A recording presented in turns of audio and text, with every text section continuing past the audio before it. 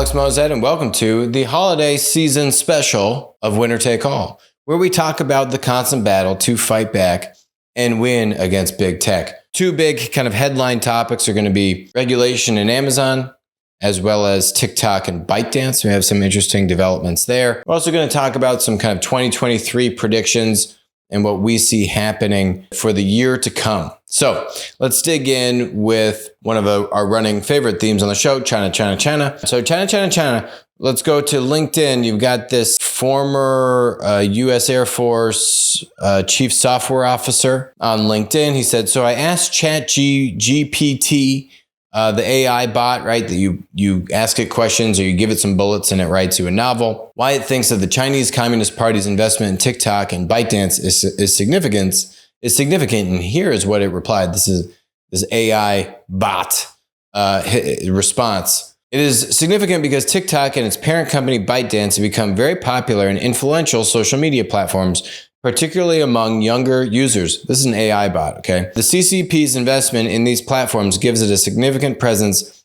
in the social media sphere and the ability to potentially influence public opinion and spread propaganda. Okay, nailed that. There are also concerns about the CCP's data collection practices through these platforms and the potential for the CCP to use the data for its own purposes. This raises concerns about the privacy of users and the potential for the CCP to use the data for malicious purposes, such as targeted advertising, manipulation of public opinion. What the AI bot doesn't talk about is also recruiting people in the US to become spies, right? So if you understand their interests or you understand information that you could use as blackmail, you can use that to turn them or target, our Navy ships out in the ocean when you see a bunch of sailors that are, their GPS.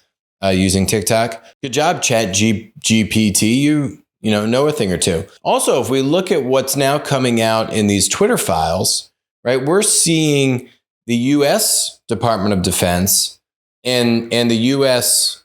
FBI and Department of Justice use Twitter. And obviously, if they're using Twitter, they're using Facebook and Google in the same, if not bigger way.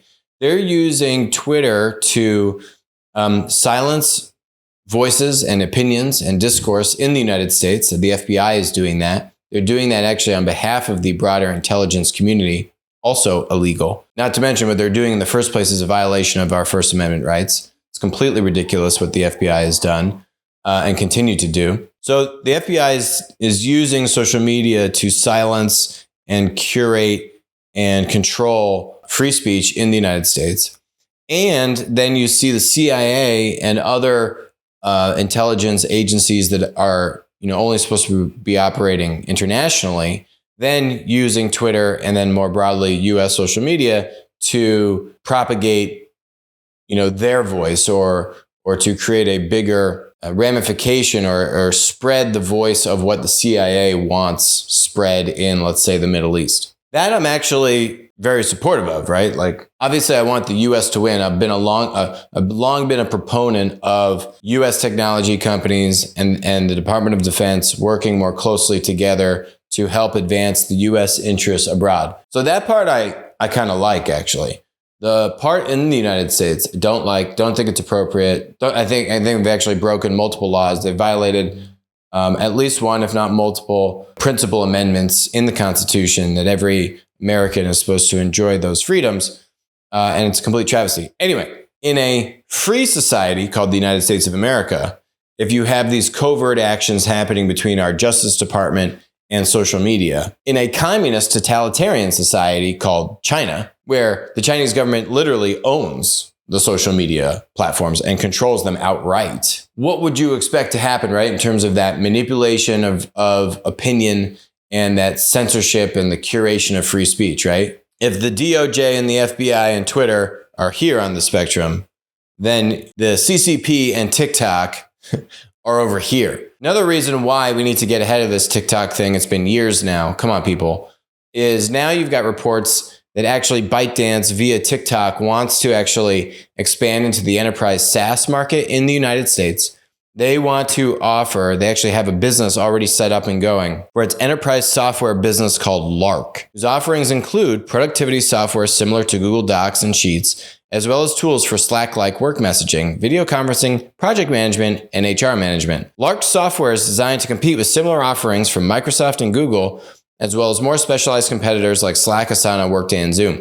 Its new hires in the US this year have included a customer experience. So now they want to actually give SaaS tools to US businesses to help them run and operate their business. I mean, please. Now, you say, oh, this is such a shock. Obviously, the Chinese government is going to subsidize ByteDance and write them a check so that Lark can offer its software at 50% the cost of what Microsoft and Google are offering it, right? So that's an issue. Can't let that happen. It's actually much worse than now social media. The virus is spreading. Now, let's go to the next thing, which is our government is doing this too. Elon Musk recently went on a podcast on a Twitter space and was breaking down the numbers. And he was in a Twitter space. He was just kind of talking about the state of things inside of Twitter.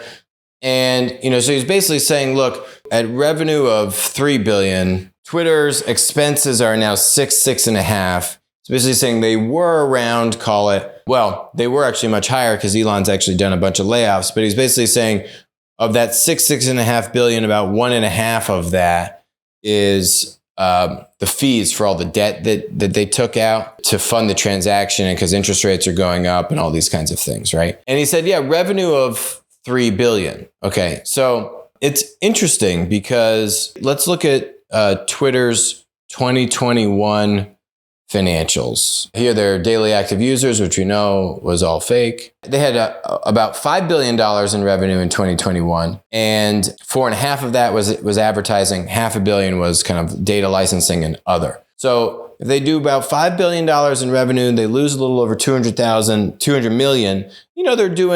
They've got probably around 5.25, right? $5.3 billion in expenses. What Elon's saying is now Twitter's call it at $6 billion in total expenses.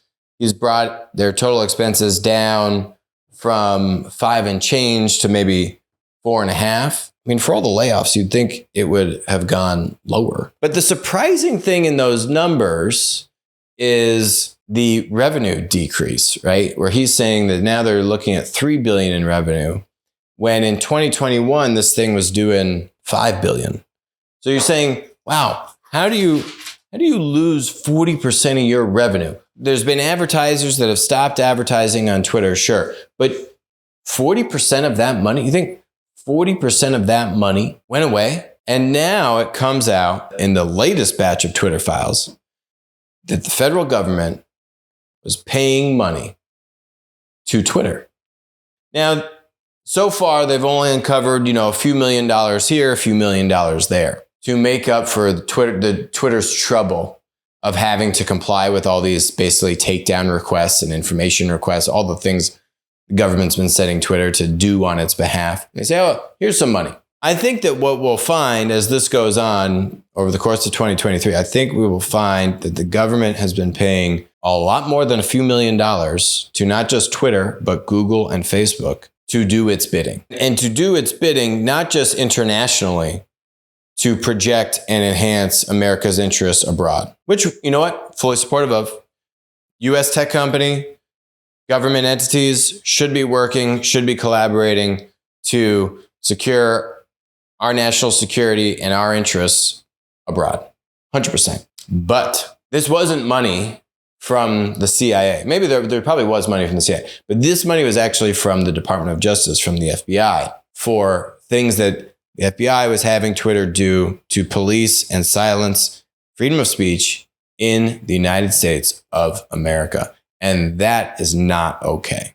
That's a big deal. People need to go to jail. What Elon is finding, part of the reason why he's doing this whole Twitter file thing, is because I think there was some pretty real checks, some pretty big money coming from the federal government, which is now, I'm sure, drying up or has dried up almost entirely, because now he's shining a light on all of these literally criminal acts that have been going on for years. So going back to TikTok, if our US government not only is engaged in the policing and silencing of American voices via social media in the United States, but our American government is actually writing checks My guess is, and we're talking hundreds of millions of dollars, not tens. I think it's hundreds of millions of dollars to social media collectively. I'm talking about Twitter, Facebook, and Google.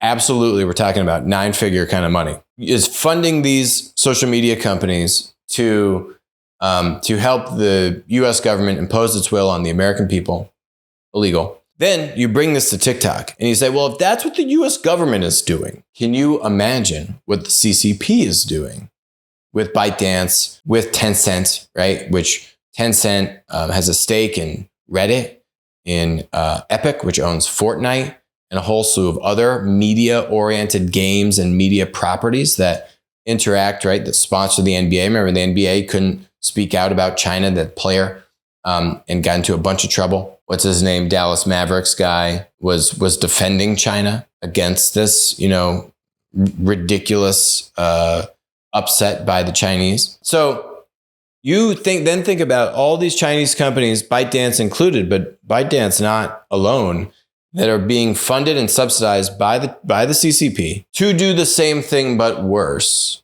in the United States. That's what's happening. We're just seeing a small sliver of it between our own government and our social media companies. What's happening with the Chinese-owned companies and the Chinese funding to influence American opinion, we don't hold one iota, I think, of what is really going on between the CCP, ByteDance, and these other Chinese tech monopolies. So we got to ban TikTok. We got to get unified around this. We got to get unified around the role, or really should be lack thereof, of our U.S. intelligence agencies and Department of Justice in our own social media companies operating in the United States to silence American voices and opinions. Completely abhorrent and unacceptable. Let's cut to a couple predictions for 2023. The Fed continues to raise interest rates. We called on this show that inflation was not transitory for months, if not quarters, while the Fed said, no, it's transitory. Dummies, right? Then, of course, the U.S. Congress and the White House and all their brilliance decide to reelect the guy that missed transitory inflation, Jay Powell. Give him another term as the head of the Fed. Also, a horrible decision. This guy completely missed the ball. It's why now inflation has gotten way out of control. Who gets screwed the most when inflation is rampant? Poor people in the middle class. They get absolutely decimated by inflation. Now the Fed says, we're going to make up for all the wrong and bad calls that we made by not doing anything when we said that inflation was transitory, and it clearly was not. All you have to do is listen to the B2B distribution, to the wholesale industry. They see this stuff 6 to 12 months before the consumers. And so we were on the show. Go check out our videos where I'm talking about here's what the CEOs of B2B distributors are telling me about inflation. It was very clear. And by the way, here's what the data from they have inflation readings for wholesale distribution. Here's what those readings are saying. Here's what the CEOs are telling me. Guys, this isn't that hard. So now everyone's saying, oh my God, inflation. Japan said they have inflation. Everyone's freaking out. Wrong. We've gone way too hard on interest rate increases. It seems like they're going to continue to do more interest rate increases, that they being the Fed. Horrible decision. Once again, this guy needs to be fired. Jay Powell doesn't know what he's doing. And now you've got an article here from a couple weeks ago saying wholesale inflation in the US again further slowed in November to 7.4%. So it was 8% in October. It reached a peak of 11.7% in March of 2022. And it's now declining from 8% in October to 7.4% in November. Inflation is coming down. But the Fed, I don't know, for some reason they don't understand that the actions they take have reverberations that don't show up for many months, quarters, and years, actually, in the economy. They expect to kind of like, we raised interest rates and then inflation should just disappear. But that's a consumer reading. Inflation, as we all talk about it, is a consumer index, consumer basket of goods, right? So if you measure what's happening with consumer inflation, you're missing. And so I just feel like they're all caught up in the headline. No, inflation's coming down irrespective of if you raise interest rates again or not. By now continuing to raise interest rates, you're going to make it way harder for us to actually come out of this recession on the other side of this. So they should not be raising interest rates. They shouldn't have raised interest rates the last time. They've gone way too hard on raising interest rates. We're already seeing inflation come down for months now, but no, at least in the wholesale market. But no, they want to continue to raise inflation. So they're going to continue to raise interest rates. They shouldn't be doing that. Inflation's already come down. You're going to start to see inflation come down in the consumer indices in 2023. We're already seeing it happen in the wholesale and the business indices in the second half of 2022. You're going to see that trend continue. You're going to see that the Fed went too aggressive on raising interest rates, which is now going to really decimate the economy. And now, here's my prediction of what you're going to start to see. CNBC article here from a week ago. For most American businesses, new Fed rate means loans now start at 10% or higher interest, right? Small business loans are based on the prime rate, which will now be 7.5%, pushing SBA loans to 10.5%. These are record rates. So the Fed raised, in Wednesday, this was last week, another 50 basis points. It's insane what they're doing. So now you have the cost of debt capital for businesses at the highest level in 15 years. The majority of small business loans will hit the double-digit interest level for the first time since 2007. 2007, oh yeah, that's right. What happened in 2008? Oh yeah, that's right. A massive crash. So we have yet to see in the economy, and I think what we're going to start to see in 2023 is this. You raise interest rates, home buying comes down, right? Immediately, the ability to buy a home becomes much more expensive, which then hurts consumer demand to buy a home, make large purchases, take out large amounts of debt, right? Okay, so you see that stuff happen right away. We've been seeing that for months. Very clearly, they've killed the flame in the home residential market. Another thing is M&A. So the ability to go and buy companies and use cheap debt to do these acquisitions, that's also come down, right? Those are two examples of immediate things that happen less of when debt is more expensive. Got it. But now think about all the companies that were just acquired over the past few years with this record-setting amount of cheap debt, quantitative easing, banks needing to put money out there and that money needing to be deployed. What you will start to see starting in 23 and then into 24 is you'll start to see these large companies, I'm talking about companies with thousands of employees, having a need to refinance their debt. And when they refinance their debt, you make the assumption they can refinance their debt. They're going to refinance that debt at a much higher interest rate. A lot of the people that make these models, these analysts that make these models, Excel, who run the numbers, right? The idea of having the level of Fed interest rate hikes that we've had in 2022 alone, I guarantee was in maybe 1% of these analyst models, right? Like this is unprecedented, the amount of rate hikes that we've had in such a short period. No one was factoring this into their models, guaranteed. So for the businesses that were then bought with cheap debt, that they expected maybe the Fed goes to 2, maybe 3% interest, right? So at some point you're going to start to see these companies that they refinance. Their debt is now at a much higher rate and they just can't service the debt. And they start to then needing to restructure. That's a fancy word for basically kind of going bankrupt, having to do layoffs, having to restructure your debt because you just have too much debt. It's too expensive. The business just can't continue on.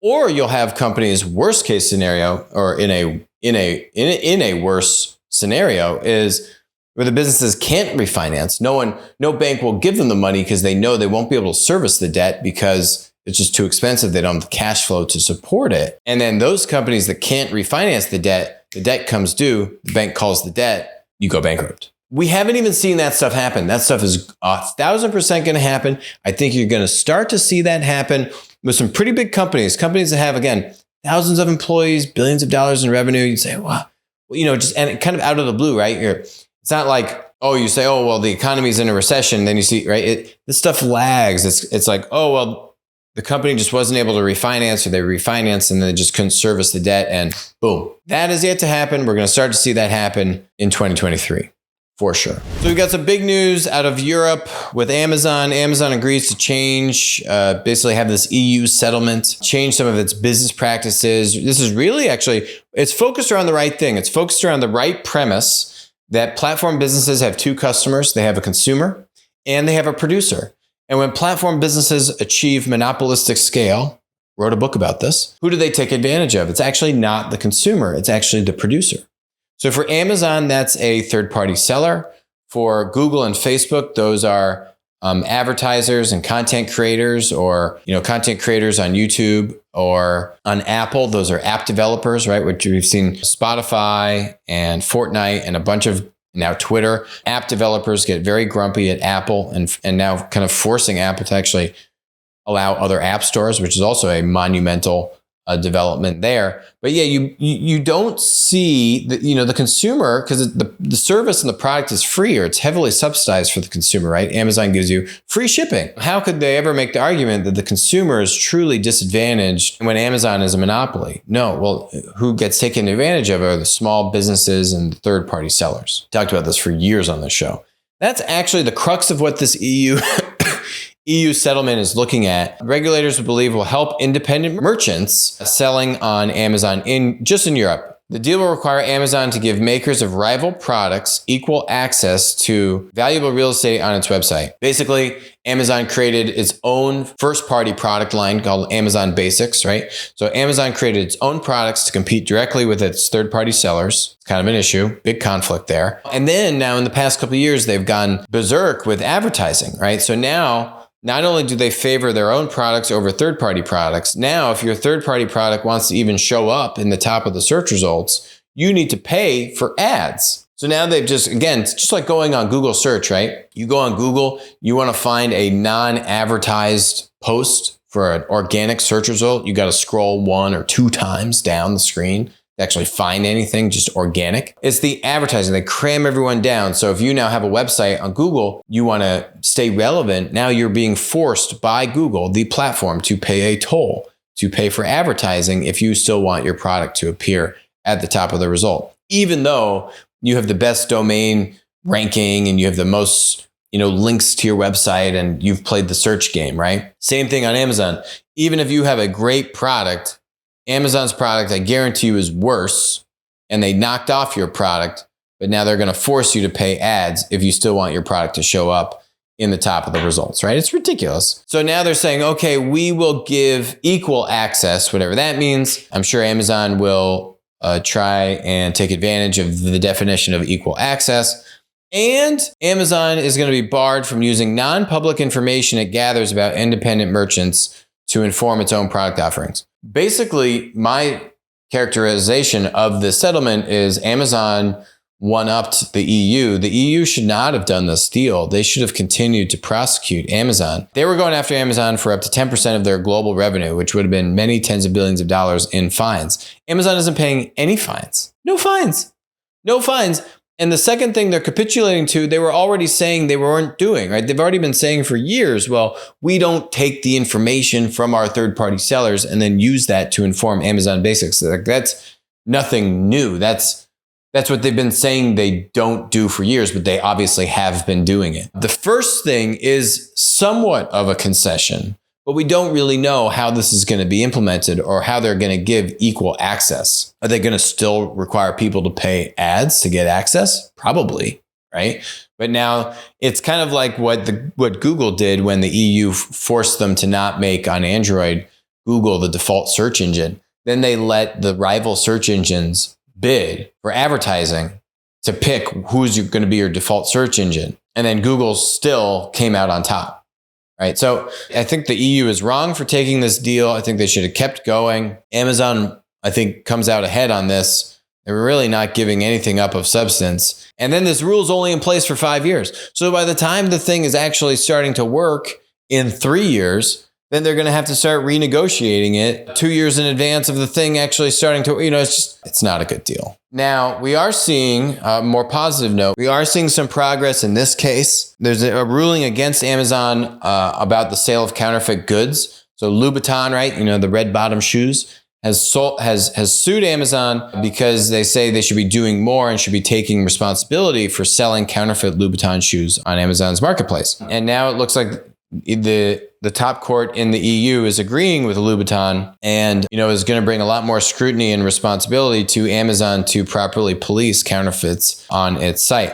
It's something that really Amazon had only done. So when Amazon did the deal with Nike, They said, hey, we'll take down all third-party listings of Nike shoes. Boom.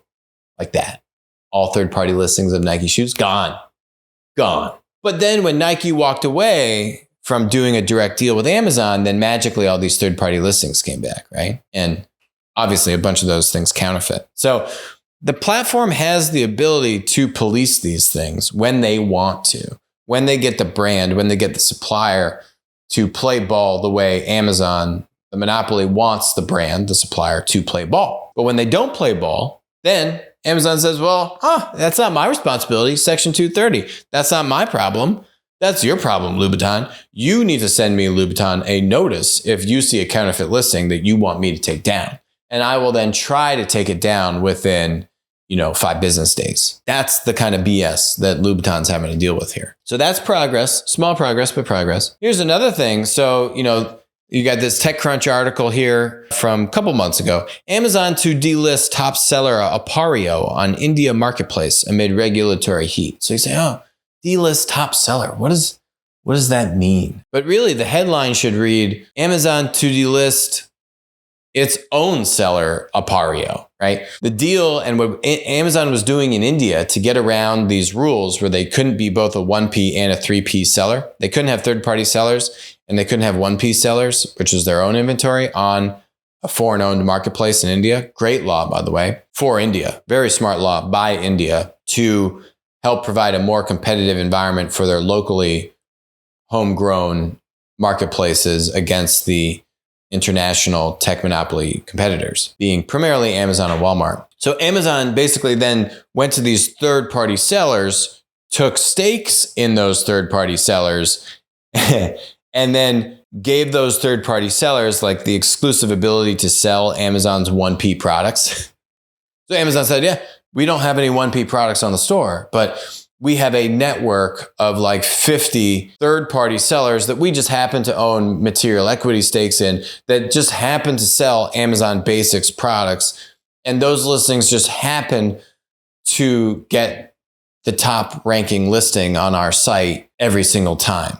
But it's not 1P India regulators, right? Like, shenanigans. And Reuters published a bombshell report on this, which we covered at length. And so now you're seeing this again slowly work its way, where now Amazon is saying, okay, we have to take down Applico, which is basically just them taking down 1P products. That's what the headline should be. Amazon starts to take down its 1P products amid regulatory heat. And they're not delisting a top seller. They're just taking down their 1P products to comply with the law that was put in place a long time ago. It's crazy. I mean, I have a tough time keeping up with this stuff. And that same fight, by the way, we're very close in the US to having similar legislation, right, to help protect the role of third-party sellers on Amazon.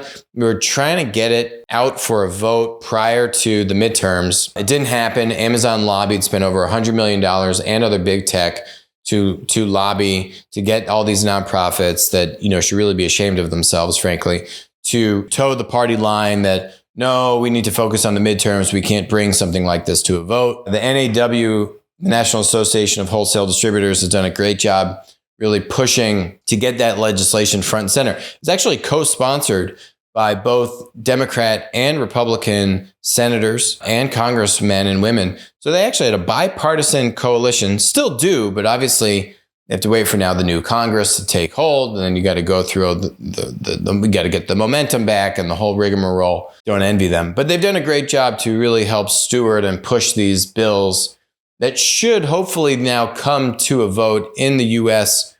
House and Senate whenever the new Congress is installed. But a lot of those bills, or a number of those bills, focus on the same thing, which you now see Amazon capitulating to in Europe, but too loosely, in my opinion, the deal they have with the EU. But the same concept, Amazon taking advantage of third-party sellers, right? See it in India, see it in Europe. It's the same theme. So we've got a really nice survey that came out of industrial distribution, indus.com, surveying B2B distributors and what's going on with them and e-commerce. And what are they looking ahead for 2023 around this topic? So some really good takeaways here. Here are some highlights. This report comes with a backdrop, and I'd say a tailwind of a couple big distributors making pretty significant announcements and statements during their earnings calls, two of them being Grainger and the other one being Fastenal. Fastenal announced they now have hit $1 billion in e-commerce revenue.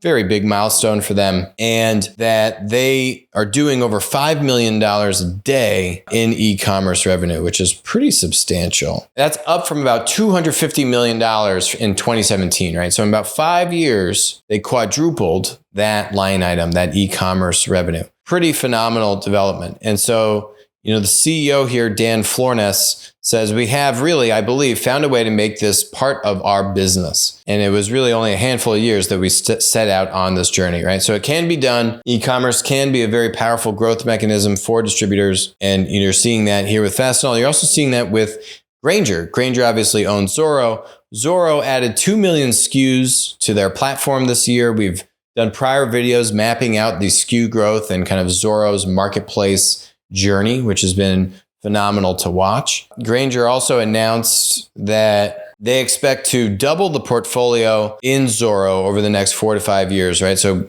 bring it from, I think, 6 to 8 million SKUs to double that. And they also expect the profit margins to increase into the high single digits over the next several years. So they seem very bullish. Grainger seems very bullish on what they're doing with Zorro, which has this kind of endless aisle concept. Literally in their earnings documents, they call it like the endless aisle initiative. And then the rest of the survey really echoes a lot of that. So you have more than 80% of the respondents said their company has an e-commerce capability. And about half of those, 80%, said that e-commerce is less than 5% of their revenue. So large majority of the survey is doing e-commerce, but still, e-commerce is still a very small part of their business. Half of them, so 51%, say e-commerce sales are up this year. The other half basically say it's about the same. 83% of them expect e-commerce sales to rise in 2023. A lot of the backlash against e-commerce, you also don't really seeing that be a big issue here around pricing. 72% of respondents said e-commerce has not affected their respective pricing strategies. 16% said price transparency was a challenge to its e-commerce strategy. 80% of participants said that e-commerce has not impacted the size of its sales staff. Right? Only 9% said their sales department has declined in size. So that's been historically a lot of the pushback from sales forces. Distributors have a lot of salespeople around, price transparency, creating issues, just wanting to fire all the salespeople. Right? So I think you're starting to see what Dan Florness is talking about is, hey, like, this is a component of what we do, a very powerful, fast growing, one of the fastest growing parts of what we do, at least at Fastenal. But it doesn't mean that we're laying off all of our salespeople. It doesn't mean that our prices being out on the internet are now having price erosion or margin erosion in the other parts of our business. Those have really been probably the two biggest concerns and points of hesitancy from distribution about getting into e-commerce. And you're seeing that pretty much in spades with this survey. And I think some of these select remarks from Grainger and Fastenal really debunking some of those big hesitations and actually going the other direction, right? Everyone being very bullish on the prospects of e-commerce, seeing growth in 2023 and past successes, particularly with these larger players who have been at this just longer than the majority of the people in this poll that we're talking about. So honestly, I say not a surprise to me. I think a very positive result, really positive affirmation that B2B is going digital. The other thing I would draw attention to is if you look at the growth rates from B2B marketplaces, we just came out with our top 50 B2B marketplace ranking. Growing 20% a year is slow, right? Those are actually bad numbers if you're one of our marketplace kind of tech disruptors. Those marketplace disruptors are growing at 100, 200, 300% every year. That's the kind of growth that their investors expect out of them. They're being much more channel disruptive and trying to rip out margin and do all kinds of crazy things. Go check out that report if you want to see that list. It's free. But yes, look, digital is inevitable. E-commerce, and by the way, marketplace, and they're actually not mutually exclusive, right?